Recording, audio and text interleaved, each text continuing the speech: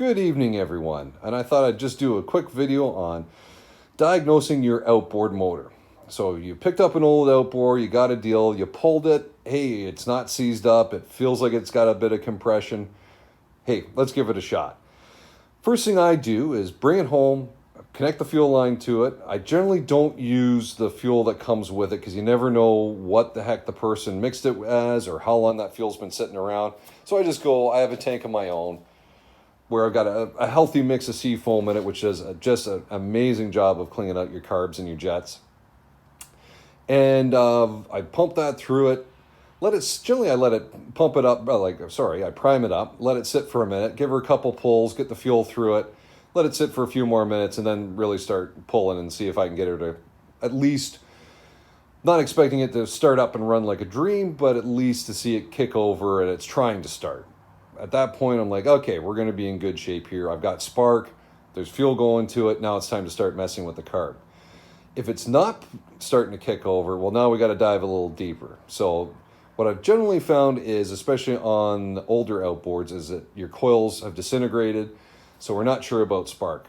Easiest way to check for spark is, I personally have a spark tester, but what I've done in the past is just pull your plugs off, spray a little carbon choke or ether or whatever you have sitting around into the combustion chambers, put the plugs back in, give her a couple pulls. If it doesn't at least fire for you, then you know that you've got no spark.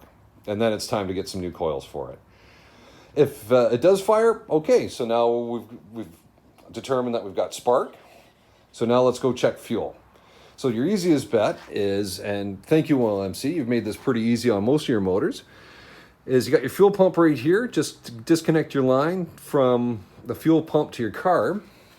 Give her a couple pulls, see what kind of fuel's pumping out. It shouldn't be a river pouring out of it, but you should have a constant stream or at least a little spurt as you pull her over. If you see that, good, your fuel pump's fine, put that back on. Now it's time to dig into the carb work. Always try to keep your easiest stuff, or make sure you're getting through the easy stuff first. Like pulling a carb is a pain in the butt. Rebuilding them, I mean, it's not overly difficult, but really, a motor should sputter or try to run even if your carb's just cleaned up in a heck of a mess. As long as you have spark and a bit of fuel, she'll bark and try to run.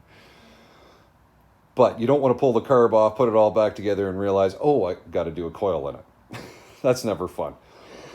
I've done it, believe me. This is all stuff I've learned along the way. Other things I've learned about these things, well, that's about here. Just an easy video on here's the simple things you look for first, and then you start getting more complicated. As I hope this helps for everybody. If anyone has any questions, please feel free to comment below. Hope everyone's staying healthy. We'll see you on the next one.